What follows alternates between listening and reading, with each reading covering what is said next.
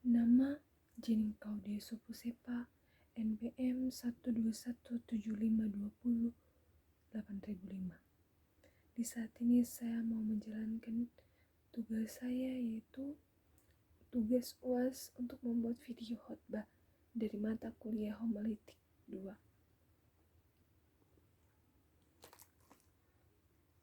Pembacaan firman di saat ini terdapat pada kitab Mazmur 47 ayat 1-10 yang berbunyi demikian. Allah Raja seluruh bumi. Untuk pemimpin biduan dari Bani Korah, Mazmur. Hai segala bangsa, bertepuk tanganlah, eluk-elukanlah Allah dengan sorak-sorai. Sebab Tuhan yang maha tinggi adalah dahsyat, Raja yang besar atas seluruh bumi. Ia menaklukkan bangsa-bangsa ke bawah kuasa kita, suku-suku bangsa ke bawah kaki kita. Ia memilih bagi kita tanah pusaka kita, kebanggaan Yakub yang dikasihinya. Allah telah naik dengan diiringi sorak-sorai, ya Tuhan itu, dengan iringan bunyi sangkakala. Bermasmurlah bagi Allah, bermasmurlah, bermasmurlah bagi Raja kita, bermasmurlah. Sebab Allah adalah Raja seluruh bumi, bermasmurlah dengan nyanyian pengajaran. Allah memerintah sebagai Raja atas bangsa-bangsa. Allah bersemayam di atas tahtanya yang kudus. Para pemuka bangsa-bangsa berkumpul sebagai umat Allah Abraham. Sebab Allah yang empunya perisai bumi, Ia sangat dimuliakan. Demikianlah firman Tuhan. Di malam hari ini, khotbah yang akan saya praktekkan dalam video ini bertujuan kepada ibadah unit, serta ide sentralnya adalah memberitakan kebesaran Allah tentang kuasanya atas seluruh bumi, bangsa-bangsa, bahkan kehidupan. Tujuan khotbah agar semua warga unit bisa lebih tahu siapa itu Allah, dan warga unit bisa mengetahui bahwa satu-satunya penguasa adalah Allah. Skema khotbah yang saya pakai di saat ini adalah berjenis skema tradisional, yaitu pembukaan, isi, serta penutup. Kitab Mazmur. Kitab Mazmur ditulis dalam bentuk puisi. Bagi orang Yahudi, puisi merupakan jenis literatur yang memegang peranan penting karena melengkapi apa yang tidak dapat diberikan oleh prosa. Puisi merupakan ungkapan emosi yang menyatakan kedalaman iman dan ibadah mereka. Oleh sebab itu, kita perlu bukan hanya menganalisa Mazmur tetapi juga mengapresiasinya, karena Mazmur merupakan ungkapan kata-kata penulis kepada Allah ataupun tentang Allah. Pada waktu menafsir sebuah Mazmur, kita bukan hanya memperhatikan arti, tetapi juga keindahannya. P.D. Miller mengingatkan bahwa kita perlu lebih sensitif terhadap karakteristik puitis dari suatu mazmur agar kita dapat mengalami pesan dari pemazmur dalam kehidupan pribadi kita. Mazmur-mazmur dipakai oleh Yesus Kristus, dikutip oleh penulis-penulis Perjanjian Baru, dan menjadi buku ibadat yang sangat dihargai oleh gereja Kristen sejak semula. Sejumlah mazmur diubah menjadi nyanyian gereja dan sehingga sekarang masih tetap dinyanyikan. Salah satu mazmur yang dibuat dalam bentuk nyanyian yang paling terkenal adalah Mazmur 23, yang dimana menggambarkan Tuhan sebagai gembala yang setia di dalam pemeliharaannya. Salah satu lagunya adalah Tuhan adalah gembalaku, meratakan kekurangan aku. Ia membaringkan aku ke padang yang berumput hijau. Sekalipun aku berjalan dalam lembah kekelaman, aku tidak pernah takut bahaya, sebab Engkau besertaku. Itu adalah bentuk nyanyian yang diambil dari kitab Mazmur. Bapak, Ibu, serta anak-anak sekalian, Mazmur 47 ini ayat 1-10 menggambarkan kebesaran Allah. Ia adalah seorang raja yang sangat besar, di mana ada lagunya juga. Allah kita hebat dan besar. Ini adalah salah satu jenis lagu.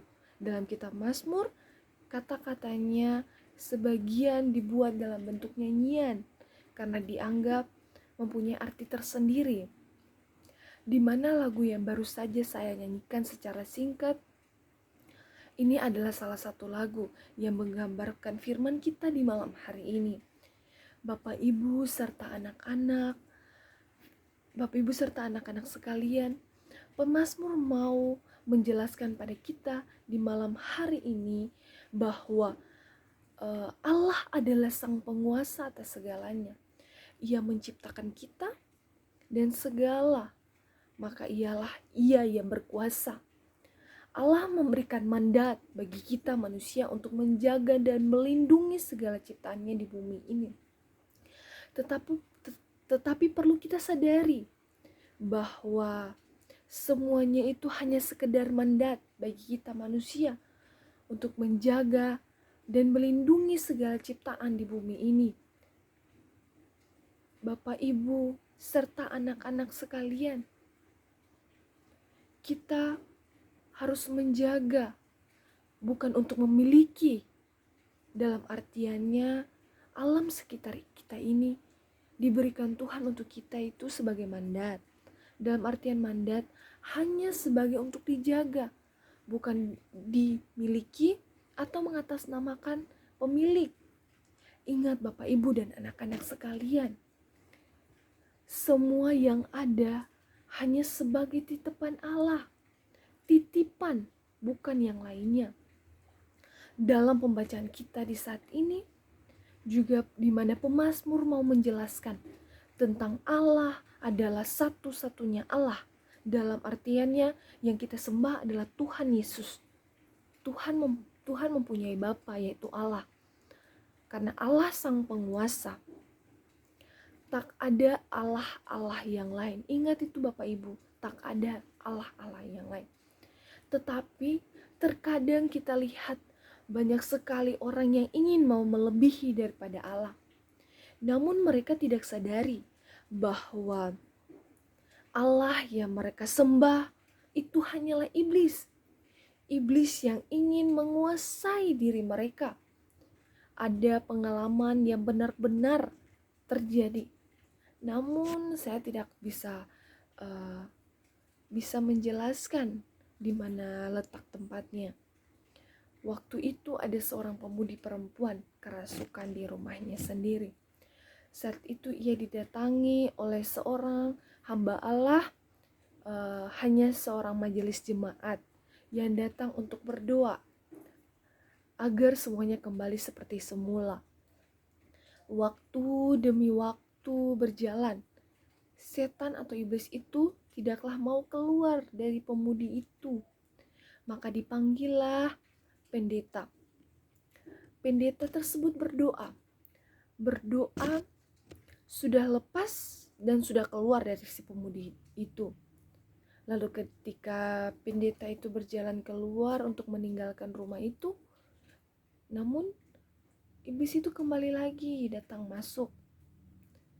Jadi beberapa waktu, untuk mempersingkat cerita maksudnya, beberapa waktu iblis itu membuat pendeta itu merasa murka karena ia masuk keluar. Maka dari itu pendeta yang ada dalam jemaat itu mendatangi perempuan ini bersama-sama dengan perangkat pelayan atau majelis jemaat semuanya. tanpa pengecualian. Mereka semua membungkusi anak perempuan itu atau pemudi tersebut. Iblis yang ada dalam diri anak itu tidaklah takut. Malah ia mempermainkan para pelayan Allah, bahkan menertawakan mereka dan menyebut untuk semuanya akan mati. Karena kemurkaan pendeta tersebut, lalu pendeta melakukan doa bersama atau pergumulan di setiap patok-patok negeri dalam hal untuk membungkusi negeri tersebut atau jemaat tersebut. Semua orang atau jemaat merasa ketakutan karena setiap malam para pelayan Allah melakukan pergumulan memakai pakaian hitam lengkap. Pendeta pun demikian. Dari cerita saya ini mau menjelaskan bahwa ada orang-orang atau bahkan iblis yang mau melebihi Allah. Mereka ingin sama dengan Allah. Namun apa? Mereka tidak akan mungkin. Karena Allah adalah satu-satunya Allah yang patut kita sembah dan kita tinggikan. Mungkin ada banyak yang mati dan bangkit kembali, tetapi tidak sama dengan Allah. Ia mati dan ia bangkit dari antara orang mati dan ia duduk di sebelah kanan Allah yang kita memanggilnya sebagai Yesus Kristus. Ada makna penting yang kita dapat dari khotbah di saat ini, bahwa sesungguhnya kepercayaan Allah harus beriringan dengan keyakinan. Karena ketika kita percaya dan yakin, maka segala sesuatu yang sulit akan dipermudah. Ingat baik-baik Bapak Ibu, katumpung Allah cuma ontua di atas, bukan Allah-Allah yang lain. Kalau katumpung sadiki, yang katong surasa susah, boleh katong balik par orang lain. Katong lihat dia punya ada ilmu-ilmu sadiki, jangan katong pikir kata dia bisa bikin habis katong punya masalah. Katong masuk ke kamar, katong berdoa. Katong berdoa par ontua yang di atas sampai nguasa langit dan bumi. Segala sesuatu yang ada di dunia nih ontua punya, apapun itu.